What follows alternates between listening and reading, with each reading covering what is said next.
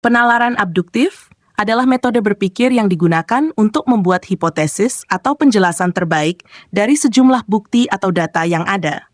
Penalaran ini seringkali digunakan ketika kita menghadapi situasi yang tidak pasti dan perlu menarik kesimpulan berdasarkan informasi yang tidak lengkap.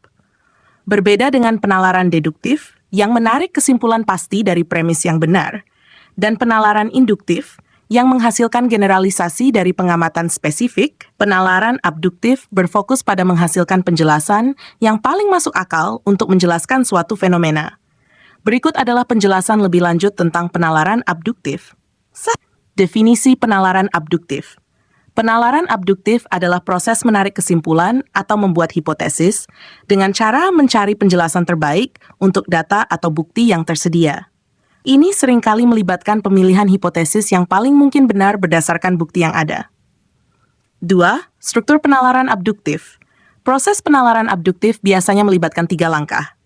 Data atau bukti, mengumpulkan informasi atau pengamatan yang relevan. Hipotesis, mengajukan hipotesis atau penjelasan yang mungkin untuk data yang ada. Kesimpulan, memilih hipotesis yang paling mungkin benar berdasarkan data yang ada. Contoh, data, pohon di taman tampak rimbun dan daunnya hijau.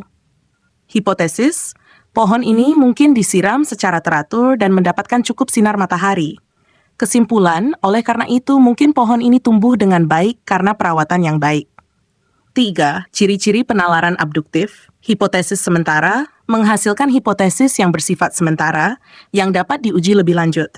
Berdasarkan bukti, menggunakan bukti yang tersedia untuk menarik kesimpulan yang paling mungkin. Menghadapi ketidakpastian, berguna dalam situasi di mana informasi yang lengkap tidak tersedia. 4. Kelebihan penalaran abduktif. Fleksibilitas. Dapat digunakan dalam situasi di mana bukti terbatas dan ketidakpastian tinggi. Inovasi. Dapat memicu pemikiran kreatif dengan menghasilkan hipotesis baru yang dapat diuji. Praktis dalam penelitian. Sering digunakan dalam penelitian ilmiah dan analisis situasi untuk menghasilkan penjelasan sementara. 5. Kekurangan penalaran abduktif, ketidakpastian, kesimpulan yang diambil tidak selalu benar, karena bergantung pada kualitas bukti yang ada. Keterbatasan bukti, jika bukti yang ada tidak cukup kuat, hipotesis yang dihasilkan mungkin tidak akurat. Risiko bias, ada risiko bias dalam memilih hipotesis yang dianggap paling mungkin. 6. Penerapan penalaran abduktif, ilmu pengetahuan, digunakan untuk mengembangkan hipotesis dalam penelitian ilmiah berdasarkan pengamatan yang ada. Diagnosis medis, dokter sering menggunakan penalaran abduktif untuk membuat diagnosis berdasarkan gejala yang ditunjukkan oleh pasien. Investigasi kriminal, polisi menggunakan penalaran abduktif untuk menarik kesimpulan tentang apa yang mungkin terjadi berdasarkan bukti yang ditemukan di tempat kejadian. Contoh penalaran abduktif dalam kehidupan sehari-hari. Contoh saat, data, lampu lalu lintas berwarna merah dan tidak ada mobil yang bergerak. Hipotesis, mungkin ada kecelakaan di persimpangan. Kesimpulan, oleh karena itu mungkin lalu lintas terhambat karena kecelakaan. Contoh 2, anak saya tidak terlihat di rumah dan ada sepeda di luar. Hipotesis, mungkin dia pergi bermain dengan teman-temannya. Kesimpulan, oleh karena itu saya harus mencari di rumah teman-temannya.